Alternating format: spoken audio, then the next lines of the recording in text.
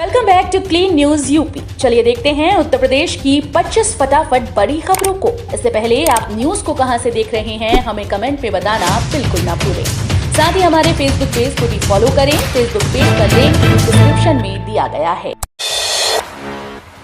UP में 14 गांवों के 9,000 किसानों के खाते में आने वाले हैं 2-2 हजार रुपए। जाने किसे मिलेगा लाभ। यूपी के लखीमपुर खीरी जिले के मितौली तहसील के 9,379 किसानों के लिए अच्छी खबर है। होली पर इनको किसान सम्मान निधि मिलने का रास्ता साफ हो गया। मितौली तहसील के अतरौली ग्राम पंचायत में शामिल करीब 14 गांवों के किसानों को सम्मान निधि नहीं मिल पा रही थी। नई बनी मितौली तहसील पीएम पोर्टल पर नहीं दिख रही थी। इससे इन किसानों का सत्यापन नहीं हो पा रहा था और सम्मान निधि से वंचित थे। डीएम महेंद्र बहादुर सिंह ने इन किसानों को सम्मान निधि दिलाने के लिए प्रदेश व केंद्र सरकार से पत्राचार हुआ। गोमती एक्सप्रेसवे से सिर्फ 4 घंटे में लखनऊ से पहुंच जाएंगे उत्तराखंड। एलडीए की नई योजना। लखनऊ से उत्तराखंड जाना अब और भी आसान हो जाएगा। यूपी की राजधानी लखनऊ से गोमती नदी के किनारे किनारे दुधवा नेशनल पार्क को जोड़ते हुए उत्तराखंड के नैनीताल जिले के हल्द्वानी शहर तक गोमती एक्सप्रेसवे बनाया जाएगा। ये गोमती एक्सप्रेसवे 300 किलोमीटर लंबा होगा। इसकी लागत करीब 15,000 करोड़ रुपए आएगी। बताया जा रहा है कि सिर्फ 4 घंटे में लखनऊ से उत्तराखंड पहुंच जाएंगे। लखनऊ विकास प्राधिकरण ने इसका खाका तैयार कर लिया। इसे सिटी डेवलपमेंट प्लान में शामिल किया। उम्मीद है कि गोमती एक्सप्रेसवे वर्ष 2027 तक पूरा हो जाएगा। यूपी शासन के निर्देश पर लखनऊ विकास प्राधिकरण ने लखनऊ के सुनियोजित विकास के लिए सिटी डेवलपमेंट प्लान बनाया है। अब छात्रों को मिलेगा स्मार्टफोन, टैबलेट, स्कूटी पर टिकी नजर। उत्तर प्रदेश में 3 महीने से स्मार्टफोन, टैबलेट का इंतजार कर रहे छात्रों को जल्द राहत मिलने वाली है। प्रदेश में बीजेपी सरकार की फिर से वापसी के बाद स्मार्टफोन के छात्रों के बंटने का रास्ता साफ हो गया। पिछले सत्र में पंजीकृत 78,000 स्टूडेंट्स को स्मार्टफोन, टैबलेट के लिए चुना गया था। दिसंबर में मात्र 300 स्टूडेंट्स को फोन बांटते हुए शुभारंभ कर दिया गया, लेकिन इसके बाद आचार संहिता में प्रक्रिया रोक दी। सभी फोन कैंपस में सुरक्षित रखे हैं। रजिस्ट्रार धीरेन्द्र कुमार के अनुसार निर्देश मिलते ही फोन वितरित कर दिए जाएंगे। स्मार्ट बनेगी सीएम सिटी की सड़कें। जीडीए ने तैयार की योजना। सीएम सिटी की सड़कों को स्मार्ट बनाने की योजना तैयार हो रही है। इसके लिए जीडीए और नगर निगम मिलकर काम कर रहा है। प्राधिकरण ने इन सड़कों के चयन के लिए सर्वे शुरू कर दिया। सीएम सिटी के Golghar, park road, cinema road समेत 24 सड़कें जल्द ही चमचमाएंगी। गोरखपुर विकास प्राधिकरण नगर निगम के सहयोग से इन सड़कों को स्मार्ट सड़क के तौर पर विकसित करेगा। बता दें कि विधानसभा चुनाव के पहले नगर निगम ने शास्त्री चौक से लेकर यातायात तिराहे तक की सड़क को स्मार्ट बनाने के लिए प्रस्ताव तैयार किया था, लेकिन इस पर कोई काम नहीं हो सका। 12 से 14 साल के बच्चों को आज से लगेंगी कोरोना वैक्सीन। स्वास्थ्य विभाग ने तेज की तैयारी। कोरोना से बच्चों को बचाने की दिशा में अहम कदम उठाया जा रहा है। अब 12 से 14 साल के बच्चों को कोरोना से बचाव का टीका लगाया जाएगा।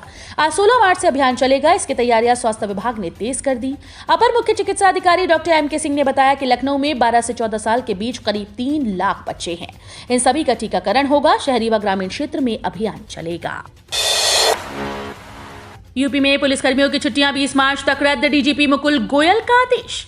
उत्तर प्रदेश पुलिस ने आगामी होली त्योहार को देखते हुए अपने सभी कर्मियों की छुट्टियां रद्द कर दी। पुलिस महानिदेशक मुकुल गोयल के द्वारा जारी एक निर्देश के अनुसार आज 16 और 20 मार्च के बीच कोई छुट्टी नहीं दी जाएगी। सभी जिला और मंडल पुलिस प्रमुखों को यह सुनिश्चित करने को कहा गया कि कानून व्यवस्था का सख्ती से पालन हो। डीजीपी ने बताया कि हालांकि विशेष मामलों में कर्मियों को छुट्टी दी जा सकती है। इससे पहले डीजीपी मुकुल गोयल ने आगामी त्योहारों पर सुरक्षा व्यवस्था के संबंध में विस्तृत दिशा निर्देश जारी किया। इसमें संवेदनशील स्थानों व मिश्रित आबादी वाले क्षेत्रों में पुख्ता पुलिस प्रबंध करते हुए मोबाइल पेट्रोलिंग की व्यवस्था करने, सीसीटीवी कैमरे लगवाने और ड्रोन कैमरे के माध्यम से निगरानी कराने को कहा गया।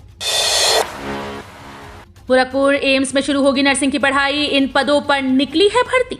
नर्सिंग की पढ़ाई के लिए अच्छे संस्थानों की तलाश कर रहे छात्रों के लिए अहम खबर है। एम्स में इसी सत्र से नर्सिंग की पढ़ाई शुरू होगी। अखिल भारतीय आयुर्विज्ञान संस्थान ने कई पदों पर भर्तियां निकाली। एम्स की नौकरियां शैक्षणिक पदों के लिए हैं। इसमें नर्सिंग स्कूल के प्राचार्य का पद भी शामिल है। आवेदन करने की अंतिम तिथि 21 मार्च 2022 है। इच्छुक और योग्य उम्मीदवार एम्स गोरखपुर की आधिकारिक वेबसाइट पर भर्ती के लिए आवेदन कर सकते हैं। अधिसूचना में दी गई आयु सीमा के अनुसार आवेदन प्राप्ति की अंतिम तिथि एक ट्यूटर क्लिनिकल इंस्ट्रक्टर के लिए आवेदक की अधिकतम आयु 35, एसोसिएट प्रोफेसर और असिस्टेंट प्रोफेसर के लिए 50 वर्ष और प्रोफेसर पद के लिए 55 वर्ष से ज्यादा नहीं होनी चाहिए। 1 अप्रैल से होगी गेहूं की सरकारी खरीद। इस नंबर पर किसानों को मिलेगी मदद। वर्ष 2022-23 रबी विपणन के लिए न्यूनतम समर्थन मूल्य योजना के तहत अब 1 अप्रैल 2022 से गेहूं की सरकारी खरीद शुरू की जाएगी।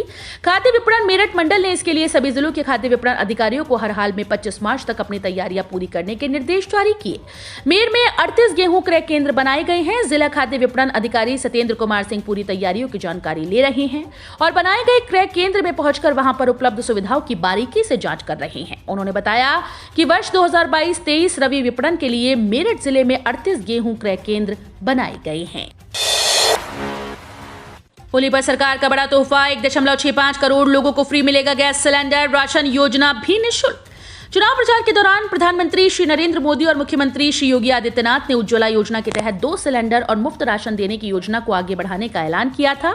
संकल्प पत्र में भी इसकी घोषणा की गई थी। उत्तर प्रदेश में विधानसभा चुनाव जीतने के बाद भारतीय जनता पार्टी एक कर अपने संकल्प पत्र में किए गए वादों को पूरा कर रही है। खाद्य व रसद विभाग ने होली पर मुफ्त गैस सिलेंडर का प्रस्ताव शासन को भेजा। इसे मंजूरी मिलते ही यूपी सरकार प्रदेश के 1.65 करोड़ लोगों को होली पर विशेष फ्री LPG गैस सिलेंडर मुहैया कराएगी। इलाहाबाद हाईकोर्ट ने 68,500 शिक्षक भर्ती में दिया आदेश। कहा, शिक्षकों को उनके मनपसंद का जिला हो आवंटित। 68,500 शिक्षक भर्ती मामले में सुनवाई करते हुए इलाहाबाद हाईकोर्ट ने बड़ा निर्णय लिया। याची ने अपनी याचिका में कहा कि भर्ती प्रक्रिया पूरी कर ली गई है, लेकिन मनपसंद के जिला आवंटित नहीं किए गए। इसी मामले को लेकर शिक्षकों ने इलाहाबाद हाईकोर्ट में याचिका दाखिल की। मामले में सुनवाई करते हुए कोर्ट ने शिक्षकों का मनपसंद जिला आवंटित करने का निर्देश प्रशासन को दिया। इलाहाबाद हाईकोर्ट ने 68,500 शिक्षक भर्ती मामले में याचिकाकर्ताओं को उनके पसंद का जिला आवंटित करने का निर्देश दिया। कोर्ट ने कहा कि बेसिक शिक्षा सचिव 7 अप्रैल तक कोर्ट के आदेश का पालन करते हुए मुकदमे की अगली तारीख 11 अप्रैल को रिपोर्ट प्रस्तुत करें। यूपी में 20 लाख आवारा जानवर, अब इनसे कमाई का रास्ता निकाल रही है योगी सरकार। यूपी चुनाव में मुद्दा बने आवारा गोवंश का योगी सरकार जल्द ही समाधान निकालेगी। 20वीं पशुगणना के अनुसार यूपी में 11.84 लाख छुट्टा गोवंश हैं। इसमें बूढ़ी गाय, बैल, अनुपयोगी गाय की संख्या को सम्मिलित कर लें तो ये संख्या 19.03 लाख हो जाती है। यही अनुपयोगी गोवंश बड़ी परेशानी का सबब है। प्रधानमंत्री नरेंद्र मोदी ने चुनावी रैलियों में इस समस्या के समाधान के लिए आश्वासन दिया था। नई सरकार के गठन से पहले अफसरों ने इस पर काम करना शुरू कर दिया। 20वीं पशुगणना 2019 के अनुसार यूपी में कुल 6.80 करोड़ पशुधन थे, जिसमें गोवंशीय और महिष वंशीय की संख्या 1.9 करोड़ और 3.3 करोड़ थी। पूरे प्रदेश में 11.84 लाख छुट्टा गौवंश हैं जो सड़कों पर खुला घूम रहे हैं और ये संख्या पिछली 19वीं पशुगणना से 17.3% बढ़ी है।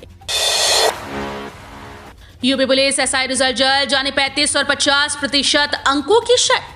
यूपी पुलिस SI भर्ती परीक्षा परिणाम बहुत जल्द uppbpp.gov.in पर जारी होगा। उप निरीक्षक, नागरिक पुलिस, प्लाटून कमांडर, PSC व अग्निशमन द्वितीय अधिकारी के पदों पर चयन अभ्यर्थी के लिखित परीक्षा में प्राप्त नॉर्मलाइज्ड मार्क्स के श्रेष्ठता क्रम व उसके आवेदन पत्र में अंकित प्रथम, द्वितीय व तृतीय वरीयता क्रम के आधार पर किया जाएगा।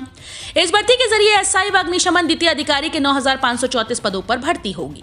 नियमों के मुताबिक ऑनलाइन लिखित परीक्षा के प्रत्येक विषय में 35% अंक और कुल 50% अंक प्राप्त करने में नाकाम रहने वाले अभ्यर्थी भर्ती के पात्र नहीं होंगे। सेना भर्ती की लंबित लिखित परीक्षा अगले माह। सेना भर्ती की लिखित परीक्षा की तिथि का इंतजार कर रहे देश के लाखों अभ्यर्थियों के लिए अच्छी खबर है। अब उन्हें इस भर्ती के लिए लिखित परीक्षा देने के लिए अधिक इंतजार नहीं करना होगा। अभ्यर्थियों को इसके लिए अब अपनी तैयारी तेजी से शुरू कर देनी चाहिए। सेना भर्ती के लिए लिखित परीक्षा अगले माह कराने की तैयारी चल रही है। सेना भर्ती की लिखित परीक्षा पिछले करीब 1 साल से लंबित चल रही है। अब MLC चुनाव के लिए बड़ी सरगर्मी, तैयारियों में जुटा प्रशासन। जाने कब होंगे नामांकन, मतदान व मतगणना। चुनाव आयोग द्वारा जिलाधिकारी डॉक्टर उज्जवल कुमार को MLC चुनाव का रिटर्निंग अफसर बनाया गया है। इसके लिए DM कोड पर नामांकन किए जाएंगे। मंगलवार को इसकी अधिसूचना जारी हो गई। इसके लिए 22 मार्च तक उम्मीदवार अपना नामांकन कर सकेंगे। 23 मार्च को नामांकन पत्रों की जांच होगी। 25 मार्च तक नामांकन वापस लिए जा सकेंगे। 9 अप्रैल को मतदान और 16 अप्रैल को मतगणना होगी। वाराणसी को मिलेगा अपना 85वां नमो घाट। घाट पर 25 फीट लंबी नमस्ते प्रतिमाएं स्थापित। वाराणसी को जल्द ही अपना 85वां घाट मिलेगा, जिसका नाम नमो रखा जाएगा। नमो घाट में 3 जोड़ी हाथ की आकृति बनी है जो नमस्ते करती नजर आएंगी। संयोग से नमो का इस्तेमाल अक्सर प्रधानमंत्री नरेंद्र मोदी के लिए किया जाता है। घाट पर 3 सैरगाहों में से एक पर 25 फीट लंबी और एक छोटी नमस्ते प्रतिमाएं पहले ही स्थापित की जा चुकी हैं। संभल कर मनाएं होली, कोरोना का खतरा बरकरार, जाने डॉक्टर्स की राय।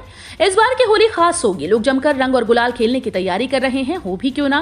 गुजरे 2 साल से कोरोना की वजह से लोग खुलकर होली नहीं मना पा रहे थे। कोविड के डर लोगों को सता रहा था। मौजूदा समय में कोविड का प्रकोप काफी कम हो गया, फिर भी डॉक्टर्स ने होली में एहतियात के साथ रंग खेलने की सलाह दी। डॉक्टर्स का कहना है कि कोरोना खत्म नहीं हुआ, लिहाजा सावधानी जरूर बरतें। सीएमओ डॉक्टर मनोज अग्रवाल के मुताबिक होली अपने जानने वालों के साथ ही खेलें। यदि कोई सर्दी, खांसी या बुखार से पीड़ित है तो उससे दूरी बनाकर रखें। मरीज खुद को आइसोलेट कर ले। हार के बाद सपा गठबंधन में दरार, जाने किस पार्टी ने साथ छोड़ने की दे डाली धमकी। उत्तर प्रदेश विधानसभा चुनाव में समाजवादी पार्टी की करारी हार के बाद अब गठबंधन की गांठें खुलने लगी हैं। महान दल के अध्यक्ष केशव देव मौर्य ने साफ कर दिया कि यदि गठबंधन में उन्हें अहमियत नहीं मिली तो किसी और दल के साथ जाने पर भी विचार करेंगे। उन्होंने स्वामी प्रसाद मौर्य को लेकर भी बड़ा बयान दिया और कहा कि उन्हें भाजपा ने ही साजिश के तहत सपा में भेजा। टीवी चैनल एबीपी न्यूज की रिपोर्ट के मुताबिक केशव देव मौर्य ने इस बात को लेकर नाराजगी जाहिर की कि चुनाव में उनका इस्तेमाल नहीं किया गया और गठबंधन के दूसरे दलों की तुलना में बहुत कम सीटें दी गई। गोरखपुर नर्सिंग कॉलेज विवाद। गोरखपुर के राज नर्सिंग एवं पैरामेडिकल कॉलेज प्रशासन और जिला प्रशासन के बीच मामले के हल के लिए संवाद शुरू हो गया। कॉलेज के संचालक डॉक्टर अभिषेक यादव ने एडीएम प्रशासन पुरुषोत्तम दास गुप्ता और सीईओ घनश्याम देव बिंद से मुलाकात की। उन्होंने कहा कि मान्यता को लेकर कोई विवाद नहीं, हाईकोर्ट का आदेश है, प्रशासन कॉलेज को खुलवाए। प्रशासन पढ़ाई व परीक्षा देने को तैयार है। उन्होंने मौखिक आश्वासन दिया कि वो छात्रों के बीच जाकर उन्हें बताएंगे कि मान्यता का मामला न्यायालय में विचाराधीन है। जंगल धूसड़ स्थित राज नर्सिंग एंड पैरामेडिकल कॉलेज में फर्जी शासनादेश के आधार पर प्रवेश का मामला बीते 2 माह से चल रहा है। राम मंदिर निर्माण में 30% कार्य पूरा, दिसंबर 2023 में विराजमान होंगे रामलला। राम जन्मभूमि में परिसर में मंदिर निर्माण का कार्य प्रगति पर है। फाउंडेशन पर मंदिर के फर्श को तैयार किया जा रहा है। इसके लिए देश भर के बड़े बड़े इंजीनियर्स और कंस्ट्रक्शन कंपनीज लगी हुई हैं। तो वहीं निर्माण में देश के कई बड़ी मशीनों को भी मंदिर निर्माण के परिसर में उतार दिया गया। अब माना जा रहा है कि निर्माण कार्य में अब तक 30% कार्य पूरा भी कर लिया गया। मंदिर निर्माण का कार्य प्रगति पर है और अब तक पूरे निर्माण कार्य में 30% कार्य पूरा हो चुका है। कहा कि राम जन्मभूमि परिसर में मंदिर निर्माण का कार्य चल रहा है। अभी नींव से लेकर मंदिर के निर्माण तक का कुल कार्य है, उसमें हम कह सकते हैं कि 30% कार्य मंदिर निर्माण का पूरा हो चुका है, क्योंकि नींव का कार्य ही प्रमुख कार्य था। अब रेलवे पुराने कोच को रेस्टोरेंट के रूप में करेगा तब्दील, यात्री कर सकेंगे पसंदीदा भोजन। जानिए कब से होगी शुरुआत।